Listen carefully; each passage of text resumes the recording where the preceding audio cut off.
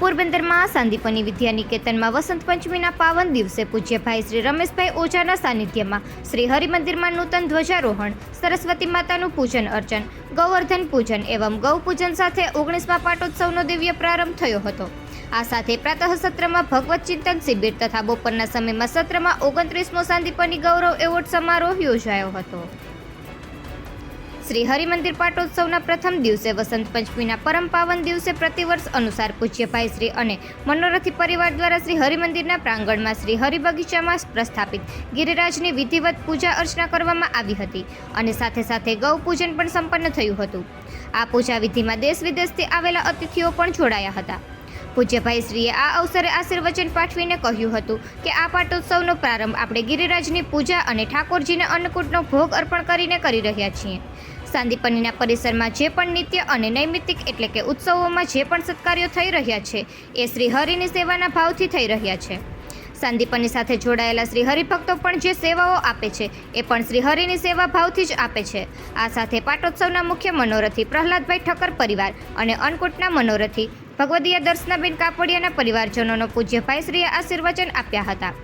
પાટોત્સવના ઉપલક્ષ્યમાં પ્રાતઃ સત્રમાં પૂજ્ય ભાઈશ્રીની ઉપસ્થિતિમાં ભગવત ચિંતન શિબિરનો દીપ પ્રાગટ્ય સાથે શુભારંભ થયો હતો, જેમાં ગુજરાતના વિદ્વાનો અને સાંદીપનીના ઋષિઓ તથા શ્રીમદ ભગવત પુરાણના વિષયોને લઈને ચિંતનાત્મક અને શાસ્ત્રીય શૈલીમાં પ્રવચન પ્રસ્તુત થયા હતા।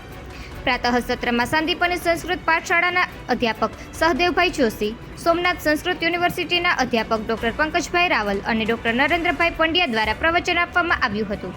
આ સર્વે વિદ્વાનોનું પૂજ્ય ભાઈશ્રી દ્વારા સન્માન કરવામાં આવ્યું હતું। પૂજ્ય ભાઈ શ્રી રમેશભાઈ ઓઝાના અન્ય મહાનુભાવોની ઉપસ્થિતિમાં 29મા સાંદીપની ગૌરવ એવોર્ડ અર્પણ સમારોહનું આયોજન થયું હતું, જેમાં 3 મહાનુભાવોનું બ્રહ્મર્ષિ, દેવર્ષિ અને રાજર્ષિ એવોર્ડથી ભાવપૂજન કરવામાં આવ્યું હતું। સાંદીપની ગૌરવ એવોર્ડ સમારોહનો પ્રારંભ મહાનુભાવોના હસ્તે દીપ પ્રાગટ્ય દ્વારા તથા ઋષિકુમારો દ્વારા વેદ મંત્રોના ગાનથી કરવામાં આવ્યો હતો। ગૌરવ એવોર્ડ ચયન સમિતિના સભ્ય ભાગ્યેશભાઈ ઝા દ્વારા ગૌરવ એવોર્ડમાં પધારેલા મહાનુભાવોનું શાબ્દિક સ્વાગત તથા કાર્યક્રમની ભૂમિકા રજૂ કરવામાં આવી હતી। ત્યારબાદ પૂજ્ય ભાઈશ્રી અને અતિથિ વિશેષ ધારાસભ્ય તેમજ ગુજરાતના પર્યટન, વન, પર્યાવરણ અને સાંસ્કૃતિક બાબતોના મંત્રી મુળુભાઈ બેરાના હસ્તે વિશેષ સંસ્કૃત અધ્યયન કેન્દ્ર JNU અને નવી દિલ્હીના અધ્યક્ષા પ્રાધ્યાપક ડૉક્ટર શશિપ્રભા કુમારનું બ્રહ્મર્ષિ એવોર્ડ, હીરા ઉદ્યોગ ક્ષેત્રના ઉદ્યોગપતિ તથા માતુશ્રી કાશીબા હીરાભાઈ ગોટી ચેરિટેબલ ટ્રસ્ટ સુરતના સંસ્થાપક કેશવભાઈ હરિભાઈ ગોટીનું રાજર્ષિ એવોર્ડ તથા હિન્દુ ધર્મ આચાર્ય સભાના સંયોજક અને મહામંત્રી તેમજ રાજકોટ અને અમદાવાદ શિવાનંદ આશ્રમના અધ્યક્ષ પરમ પૂજ્ય સ્વામી શ્રી પરમાત્માનંદ સરસ્વતીજી મહારાજનું દેવર્ષિ એવોર્ડ અર્પણ કરીને ભાવપૂજન કરવામાં આવ્યું હતું। આ અવસરે બ્રહ્મર્ષિ એવોર્ડનું વાચન સાંદીપની સંસ્કૃત પાઠશાળાના અધ્યાપક ડૉક્ટર ભરતભાઈ સિલુ, રાજર્ષિ એવોર્ડનું વાચન સાંદીપની સંસ્કૃત પાઠશાળાના આચાર્ય બિપિનભાઈ જોશી દ્વારા તથા દેવર્ષિ એવોર્ડનું વાચન અધ્યાપક ડૉક્ટર ગૌરીશંકરભાઈ જોશી દ્વારા કરવામાં આવ્યું હતું। આ અવસરે ઉપસ્થિત મહાનુભાવો ગુજરાતના મંત્રી મુળુભાઈ બેરા તથા પોરબંદરના ધારાસભ્ય અર્જુનભાઈ મોઢવાડિયા દ્વારા પ્રાસંગોચિત વક્તવ્ય આપવામાં આવ્યું હતું અને સાથે સાથે પૂજ્ય ભાઈશ્રીએ પણ બ્રહ્મર્ષિ, દેવર્ષિ અને રાજર્ષિના જીવનનો ઉલ્લેખ કરીને પ્રાસંગોચિત આશીર્વચન પાઠવ્યા હતા। સાંદીપની ગૌરવ એવોર્ડ સમારોહમાં પ્રતિવર્ષની જેમ આ વર્ષે પણ ડિસ્ટ્રિક્ટ ચેમ્બર ઓફ કોમર્સના સભ્યો દ્વારા તેમજ પોરબંદર સમસ્ત બ્રહ્મ સમાજની બહેનો દ્વારા પણ આ અવસરે બ્રહ્મર્ષિ, દેવર્ષિ અને રાજર્ષિ એવોર્ડ પ્રાપ્ત મહાનુભાવોનું સન્માન કરવામાં આવ્યું હતું। પૂજ્ય ભાઈશ્રીના સાનિધ્યમાં આયોજિત સાંદીપની ગૌરવ એવોર્ડ સમારોહના આ વિશેષ અવસર પર અતિથિ વિશેષ પર્યટન, વન, પર્યાવરણ અને સાંસ્કૃતિક બાબત વિભાગના મંત્રી મુળુભાઈ બેરા, પોરબંદરના ધારાસભ્ય અર્જુનભાઈ મોઢવાડિયા, પૂર્વ ધારાસભ્ય Babubhai Bokhiria, justice Tripathiji, Rajarshi doctor Virambhai Gothaniya, award ચયન સમિતિના સભ્યો ભાગ્યેશભાઈ ઝા, પૂર્વ ગૃહમંત્રી મહેન્દ્રભાઈ ત્રિવેદી, સાંદીપની સંકુલના કોઓર્ડિનેટર DH ગોયાણી, દેશ વિદેશથી પધારેલા મહેમાનો, સાંદીપનીના ટ્રસ્ટીઓ, અન્ય મહાનુભાવોની ઉપસ્થિતિ રહી હતી। શ્રી હરિમંદિરમાં શ્રી લક્ષ્મીનારાયણ ભગવાન સહિત સર્વે દેવી દેવતાઓનો વિશેષ શૃંગાર કરી અન્નકૂટનો ભોગ લગાવવામાં આવ્યો હતો। મધ્યમાં પૂજ્ય ભાઈશ્રીના વરદ હસ્તે અન્નકૂટ આરતી કરવામાં આવી હતી, જેનો અનેક ભક્તોએ દર્શનનો લાભ લીધો હતો। અન્નકૂટ મનોરથના મનોરથી ભગવદીયા દર્શનાબેન દિનેશભાઈ કાપડિયાનું આ અવસરે સ્મરણ કરીને પૂજ્ય ભાઈશ્રીએ આશીર્વાદ આપ્યા હતા। નિપુલ પોપટ, પોરબંદર ટાઈમ। ઓમ નમો બ્રહ્માદિભ્યો બ્રહ્મ વિદ્યા સંપ્રદાય કર્તૃભ્યો વંશ ઋષિભ્યો મહદ્ભ્યો નમો ગુરુભ્યઃ सर्वोपप्लवरहितः प्रज्ञानघनः प्रत्यगर्थो ब्रह्मैवाहमस्मि। ओम शांति शांति शांति। ईश्वरो गुरुरात्मेति मूर्तिभेद विभागिने व्योमवद्व्याप्तदेहाय दक्षिणामूर्तये नमः। अज्ञानतिमिरान्धस्य ज्ञानाञ्जनशलाकया चक्षुरुन्मीलितं येन तस्मै श्रीगुरवे नमः। ओम।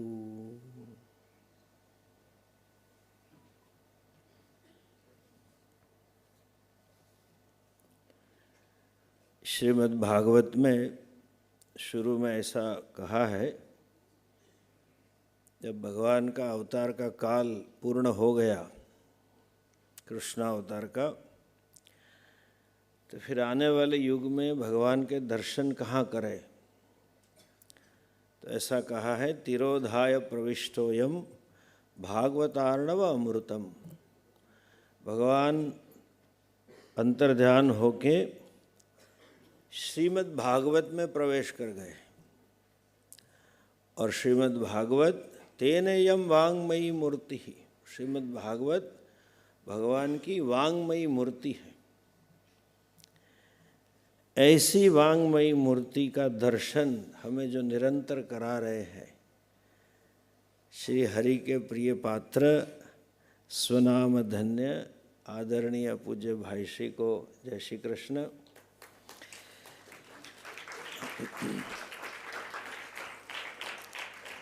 ब्रह्मर्षि एवं राजर्षि अवॉर्डी आदरणीय शशि प्रभा जी एवं केशव भाई जी, हमारे राज्य के मंत्री श्री मुड़ू भाई, चयन समिति के श्री महेंद्र भाई एवं सरस्वती के कृपा पात्र डॉक्टर झा जी, गौतम भाई, हमारे साथ आए हुए त्रिपुरथी ठक्कर परिवार, सभी भाइयों और बहनों,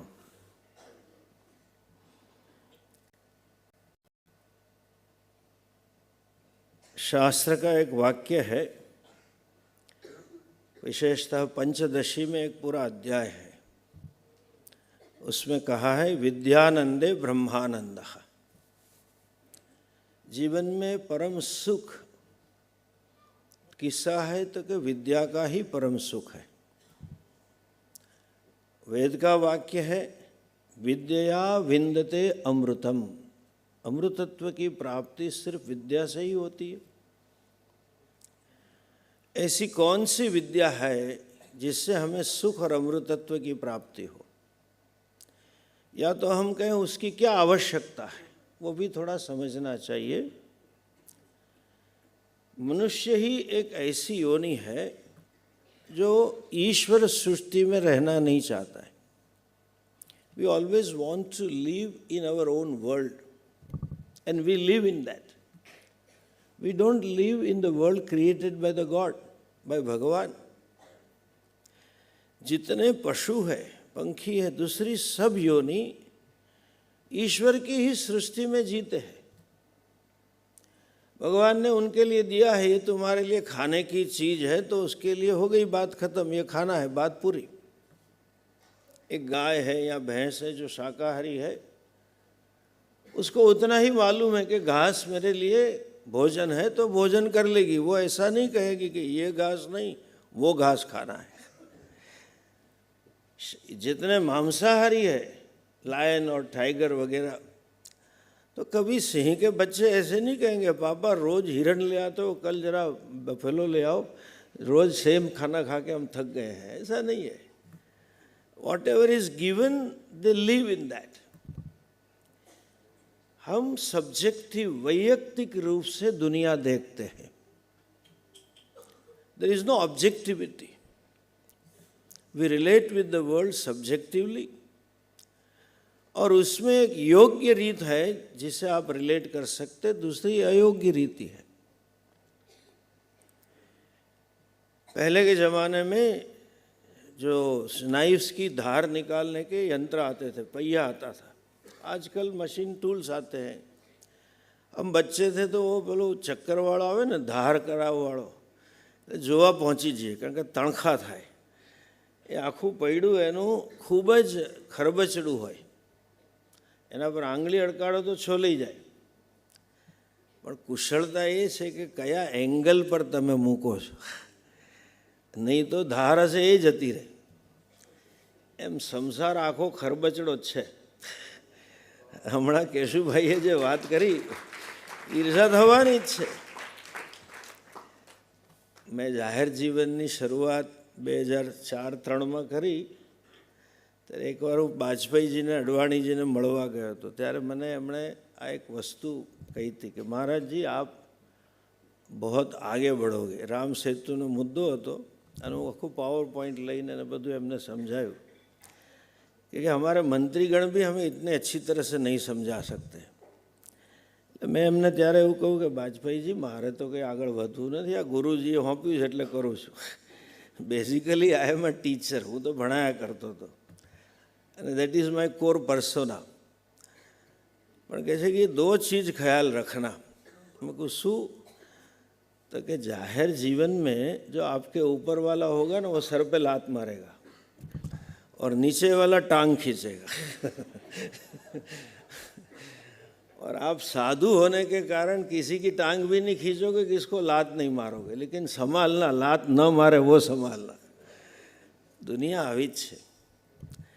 શીખવાનું એ છે કે આ દુનિયામાં આપણે આપણી ધાર કેમ કાઢીએ. આ જ સંસારમાં કૃષ્ણ જીવ્યા છે અને એ જ મહાભારતનો સેનારીઓ છે કે જ્યાં કૃષ્ણ ભગવાન અર્જુનને ગીતોપદેશ પડતા પહેલાં કહે છે પ્રહસન્નીવ ભારત સેનયોર ઉભયોર મધ્ય. અને પેલો અર્જુન બસ ખાલી રડવાનું બાકી છે. વિસૃજ્ય સશરમ ચાપમ, બધા શસ્ત્રો છૂટી ગયા છે. દુનિયા ખરાબ નથી, આપણી દ્રષ્ટિ ખરાબ છે. શીખવાનું આ છે. કોઈને દોષ આપવાની જરૂર નથી. આપણે એમ કહીએ છીએ ઈશાવાસ્યમ ઇદમ સર્વમ, અખિલ બ્રહ્માંડમાં એક હતું શ્રીહરિ. તો બધું ખરાબ સારું તો ઠીક, બધું પવિત્ર છે. આ હિન્દુ જીવન દર્શન છે, પવિત્રતાનું સ્વરૂપ છે. તકલીફ ક્યાં છે? આજે સરસ્વતીની વાતો ચાલી છે એટલે બે વાત કહું. દ્વે વિદ્યે વેદિતવ્યે, दो प्रकार की विद्या पढ़नी चाहिए.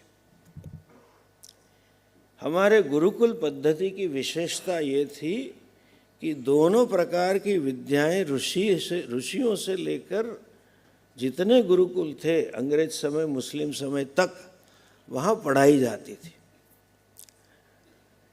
एक जो विद्या है जिसको अंग्रेजी में कहेंगे विजडम ऑफ अर्निंग, पैसे कमाने की, आजीविका चलाने की. विद्याभ्यास करके विद्यार्थी को गृहस्थ आश्रम में प्रवेश करना है तो उसकी व्यावसायिक तजज्ञता आनी ही चाहिए. पढ़ाना पड़ता है. हमारे गुरुजन पढ़ाते थे. अनफॉर्चुनेटली आज ऐसा हुआ है कि जो पूरी शिक्षण पद्धति है वो तुम्हें अर्निंग कॉम्पिटेंसी देते हैं, पैसे कमाने की क्षमता देते, दूसरी विद्या पढ़ाते ही नहीं. और जहाँ ज़्यादा पैसे हैं वहीं एडमिशन ज़्यादा जा रहे हैं. एक समय था बचपन में लोगों को बीए बनना था और मकान के बाहर बोर्ड रखते थे बीए ऑनर्स का, मतलब सरकारी नौकरी मिलती थी. फिर इंजीनियरिंग का ज़माना आया, फिर सिविल इंजीनियरिंग, केमिकल इंजीनियरिंग, फिर मेडिकल, फिर आईटी, अभी एआई का ज़माना है, डेटा कम्युनिकेशन. क्यों?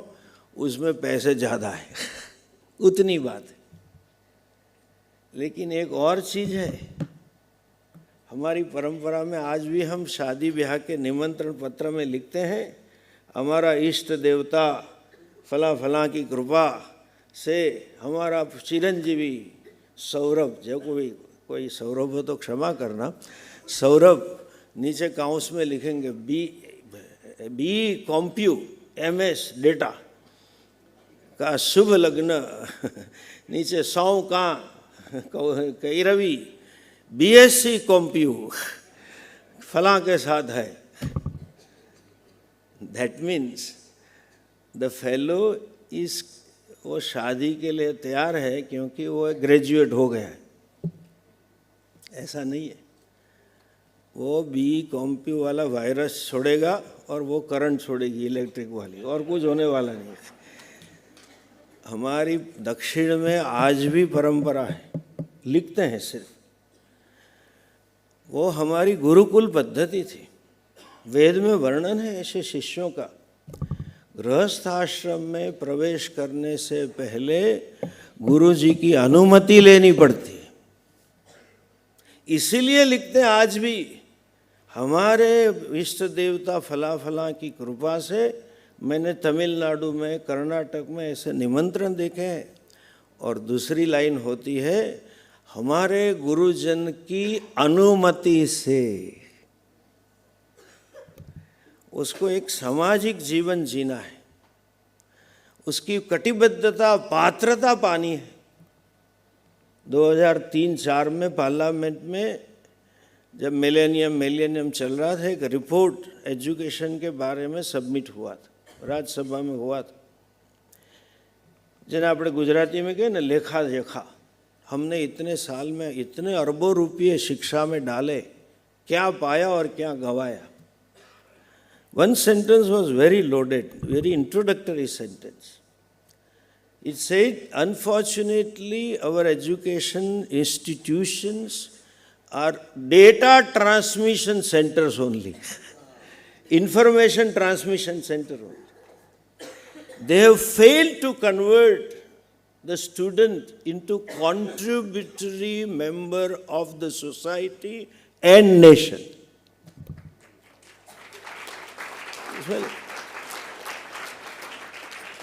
जिसको मैं कहूँगा विजडम ऑफ अर्निंग, वो पढ़ाते हैं, लेकिन विजडम ऑफ लिविंग नहीं पढ़ाते हैं।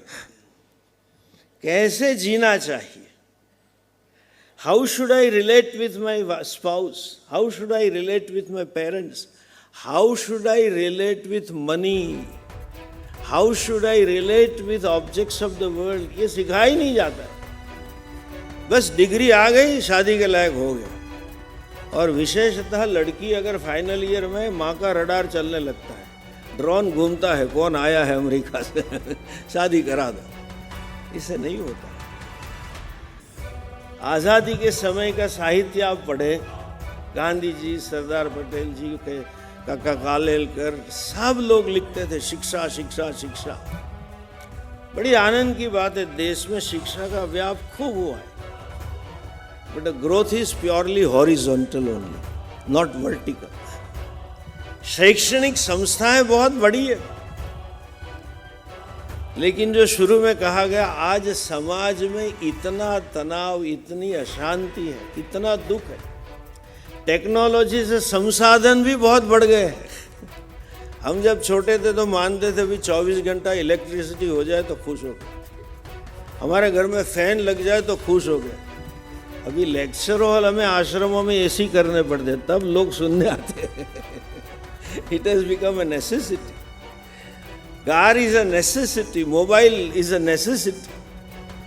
ये सब होने पर भी आज सबसे ज़्यादा दुनिया में तनाव है, सबसे ज़्यादा दुख है। उसी का कारण यह है कि विदेशों में कभी भी गुरुजन विजडम ऑफ लिविंग पढ़ाते नहीं थे। मैं ये कहूँगा, पूज्य भाई श्री स्वयं पढ़ाते नहीं हैं, पढ़ाने का गुरुकुल द्वारा पूरा सैन्य तैयार कर रहे हैं कि समाज को जैसे।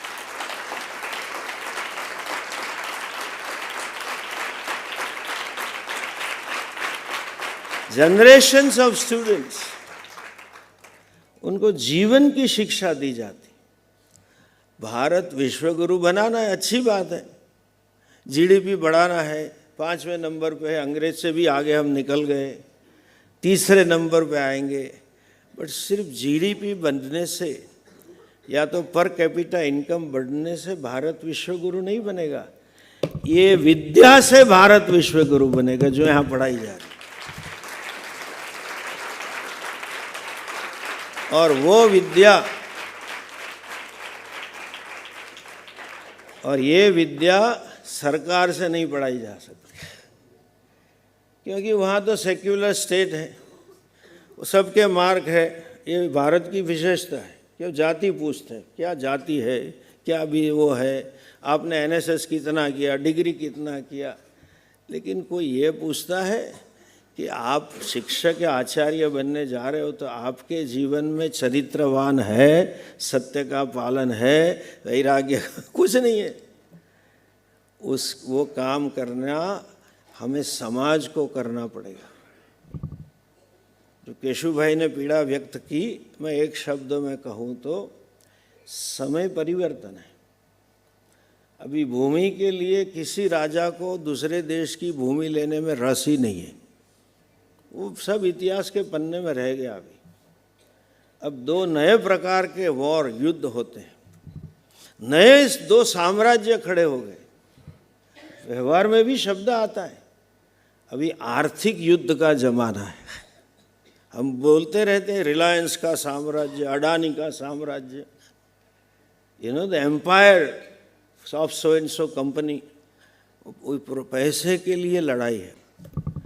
लेकिन आज सांस्कृतिक और धार्मिक युद्ध चल रहे हैं, और अपनी संस्कृति को बचाने के लिए, अपने धर्म को बचाने के लिए सरकार का लश्कर काम नहीं करेगा। हम सबको उसके सैनिक और सेनापति बनना पड़ेगा। और वो बनने के लिए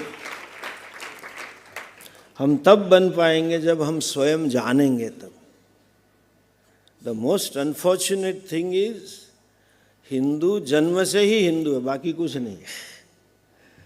आज समय ऐसा है, केशु भाई ने बहुत कहा कि परिवर्तन है, ये तो मैं सही बात है, वो भी स्ट्रेटेजिकली खेलना पड़ेगा।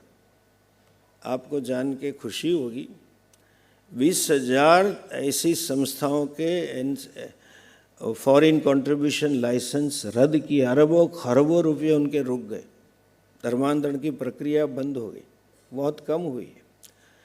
लेकिन ये तो सरकार के द्वारा कराना पड़ेगा, और राज्याश्रय होता है तो धर्म और संस्कृति की रक्षा होती।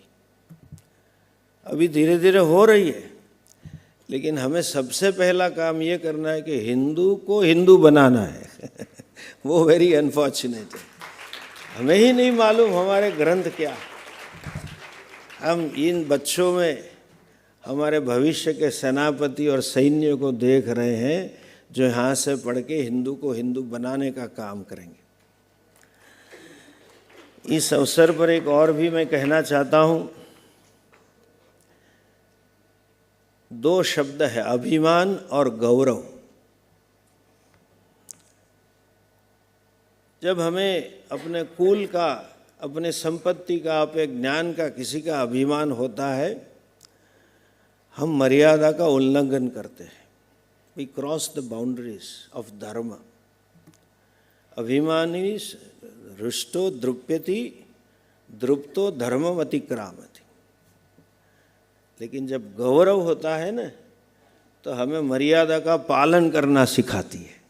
ये दो में बड़ी पतली रेखा है। मुझे ऐसा गौरव है कि मैं इस देश का नागरिक हूँ, मैं इस ऋषियों की संतान हूँ।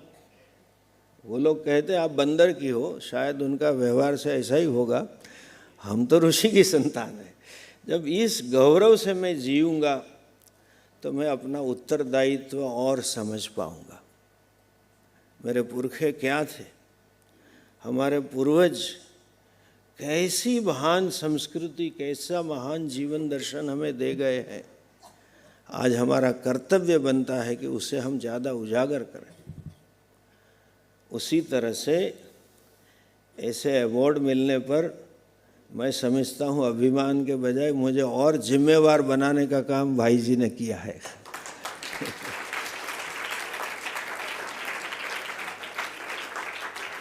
और जीवन में आप निष्ठा से जब काम करते हैं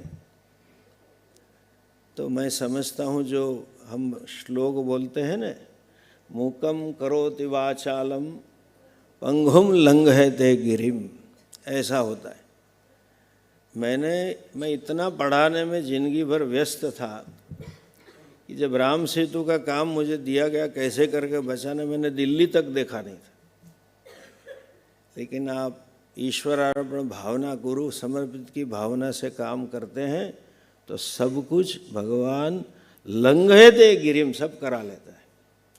तो जो कुछ थोड़ी बहुत बातें हमारे बारे में कही, हम स्पष्ट मानते हैं कि गुरुजनों का आशीर्वाद है, जिन्होंने ऐसी दृष्टि दी, ऐसा मन दिया कि न लोकेशना है, न फोटो छपवाई की बीमारी है, और सिर्फ संस्कृति की रक्षा करने की भावना है। गुरुजनों के आशीर्वाद और भगवान की कृपा से ही ये सिद्ध हुआ है। इस अवार्ड को मैं अपने गुरुदेव पूज्य स्वामी दयानंद जी को अर्पण करता हूँ और श्री हरि के चरणों में प्रार्थना, और पूज्य भाई जी को पुनः जय श्री कृष्ण। એને જેટલો આભાર માનું એટલો ઓછો છે। વિશેષ કે એવોર્ડથી શું ફાયદો? એવોર્ડથી ફાયદા ઘણા આ અભિયાનને થશે। એક તો અમે જે અભિયાન જે આ ચાલે છે, મેં કીધું મેરા મુઝમે કુછ નહીં હે જો હે તેરા, એટલે જે કબીરજીની વાણી છે, પણ અમારો ભાવ છે કે એવા બાળકો ભારતમાં થવા જોઈએ કે સવારે ખુમારી સાથે જાગે અને સાંજે સંતોષથી સૂવે, એટલે આરામ કરે। કારણ કે આ ભારત ભ્રમણ કરીએ છીએ ત્યારે આંખ ભરાઈ જાય છે। ભાઈ શ્રી મને જ્યારે આશીર્વાદ આપતા હતા ત્યારે મારી આંખ ભરાઈ ગઈ, કારણ કે હું રોકી શકતો નથી। જ્યારે આ બધું જોઈએ છે ત્યારે એવું થાય છે કે ખુમારી સિવાયની ગમે એટલી વસ્તી હોય, ગમે એટલા યુવાનો હોય, એનું કોઈ તથ્ય નથી, એવું મારા અનુભવમાં। એટલે રાત દિવસ અમે પ્રયત્ન કરીએ છીએ કે ભારતનો યુવાન ખુમારીવાળો બને। એ મફતનું લેવું નહીં, ફોગટનું લેવું નહીં, પોતાની જાત મહેનતથી કમાય, ઈમાનદાર બને, બિચારો નહીં, બિચારો નહીં।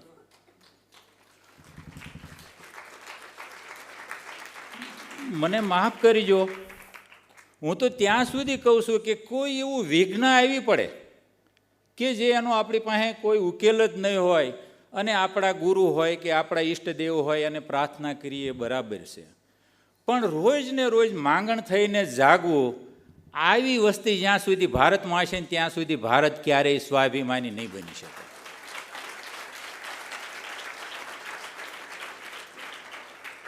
અમે જે કંઈ નાગાલેન્ડ, આસામ, ઓરિસ્સા, છત્તીસગઢ, ત્રિપુરા જ્યાં પણ કામ કરીએ છીએ ત્યાં જાહેરમાં બોલતા નથી, પણ સંસ્કૃતિનું હનન જે થઈ રહ્યું છે એ આંખે જોવાય એવું નથી। પરમાત્માનંદજી સ્વામીજી, આપણે આણપા બચાવની વાત કરીએ છીએ ને ઓલપા હનન થઈ રહ્યું છે।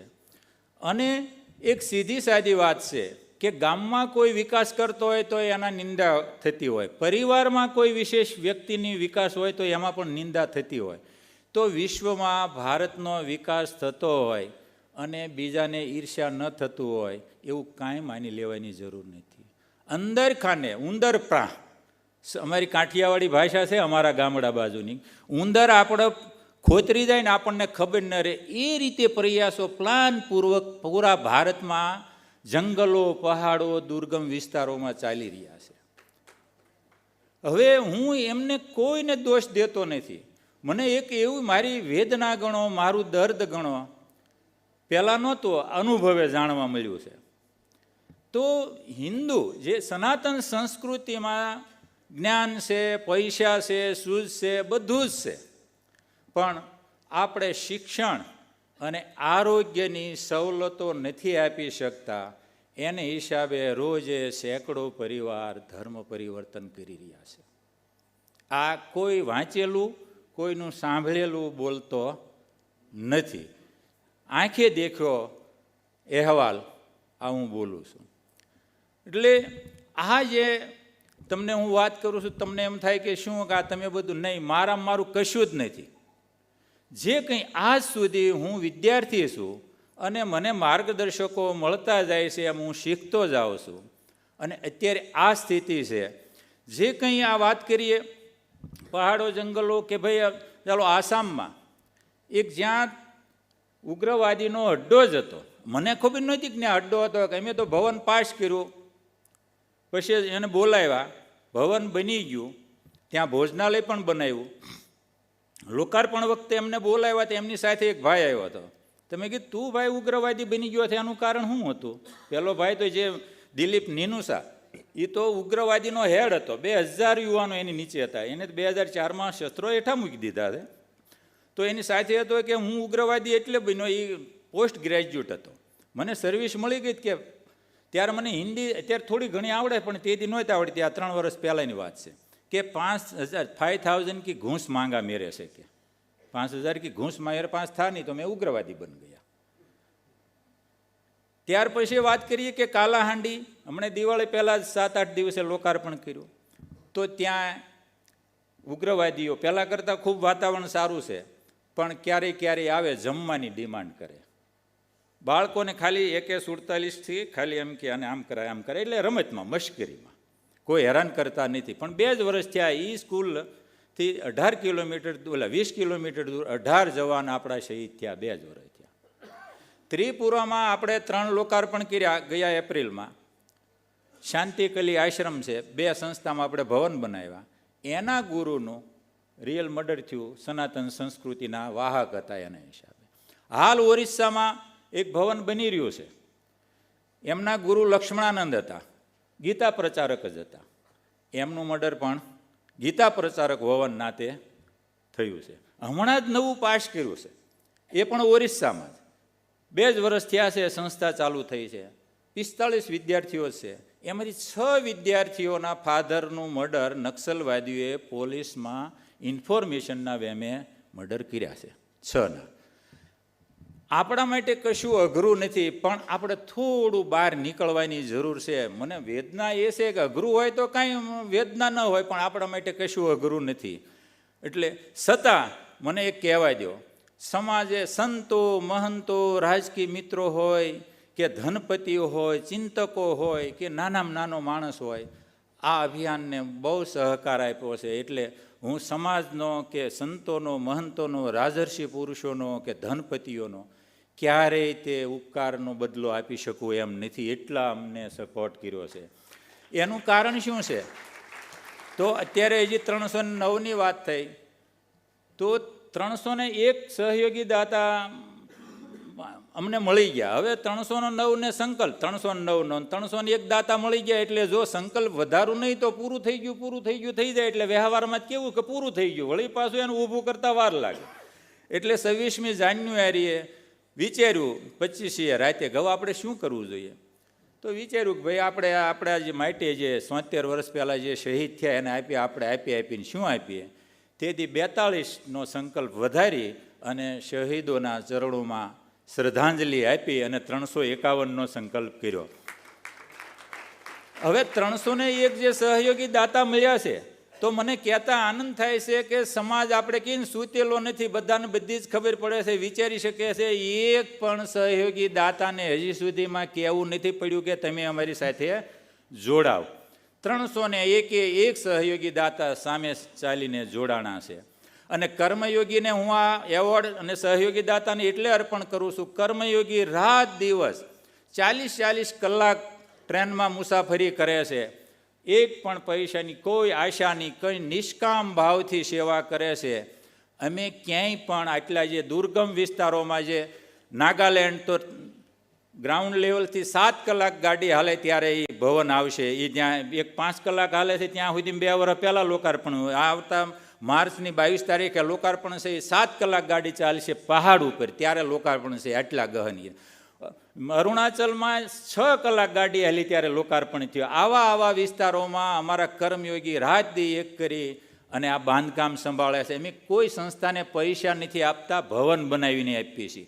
અને ઓનલી જ ભવન નથી બનાવતા, વિચારો પરિવર્તન માટે રાત દિવસ મહેનત કરીએ છીએ. કારણ કે અનુભવમાં એવું આવ્યું કે ભાઈ લીધું દીધું પહોંચતું નથી, એટલે વિચારોથી ઉપર ઉઠાવ્યો વિના છૂટક્યો નથી. એના માટે લાખ પ્રયત્નો ચાલે છે. અને સાથે સાથે ભોજનાલયો, કોઈને માળ લઈ દેવા, કોઈને પ્રાર્થના હોલ બનાવી દેવા, એવા પણ અત્યાર સુધીમાં 95 કામ બીજા પણ થયા છે. આ રીતે બધાના સપોર્ટથી ખૂબ કામ થઈ રહ્યું છે.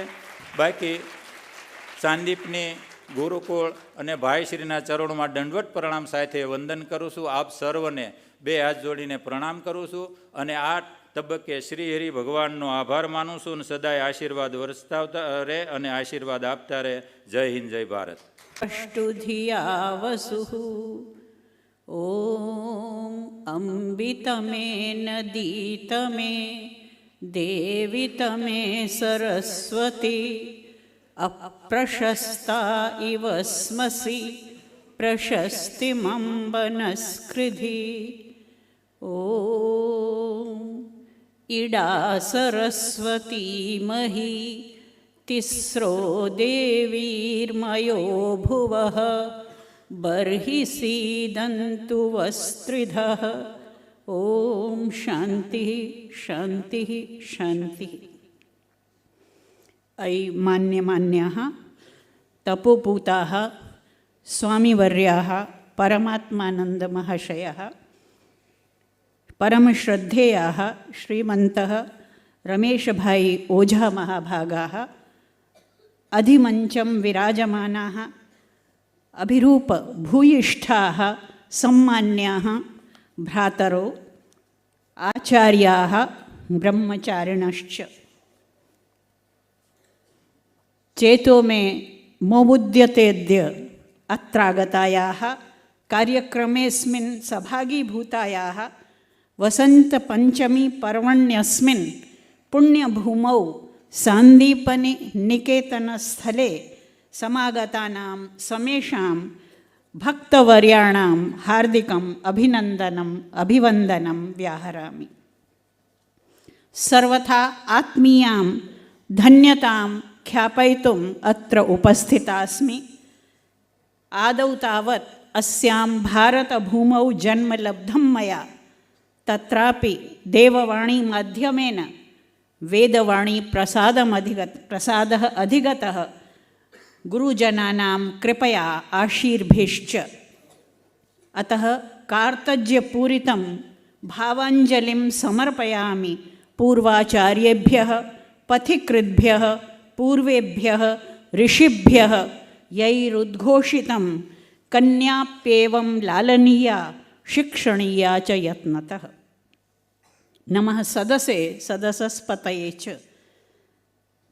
इस पुनीत प्रांगण में समुपस्थित मेरे प्यारे भाइयों, बहनों और बच्चों, हम सब वास्तव में धन्य हैं. मैं अपने ही तरफ से धन्यवाद नहीं दे रही हूँ, आप सबकी धन्यता का भी ख्यापन करना चाहती हूँ कि हमें इस सरस्वती पूजन पर्व के अवसर पर, वसंत पंचमी पर्व के अवसर पर परम पूज्य भाई श्री रमेश भाई ओझा जी के सात्विक सानिध्य का सौभाग्य ही प्राप्त नहीं हुआ, अपितु उनके कर कमलों से आशीर्वाद प्राप्त करने का भी मुझे सुअवसर मिला.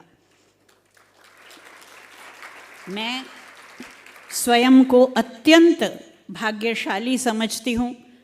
कोई भाग्योदय हुआ होगा कि स्नेही बंधु भागेश झा जी ने मुझे यहाँ आने के लिए निमंत्रित किया और इस सांदीपनि गौरव ब्रह्मर्षि अवार्ड से सम्मानित किया. यह कोई पुण्योदय हुआ होगा कि यहाँ आने के लिए लोग लालायित रहते हैं. भाई श्री का सानिध्य पाने के लिए मैं देख रही हूँ लोग कितने प्रमुदित होते हैं उनसे मिलकर. वहाँ से मुझे न केवल सस्नेह आतिथ्य ग्रहण का अवसर मिला, अपितु इस सम्मान से आपने सम्मानित किया. मैं अभिभूत हूँ.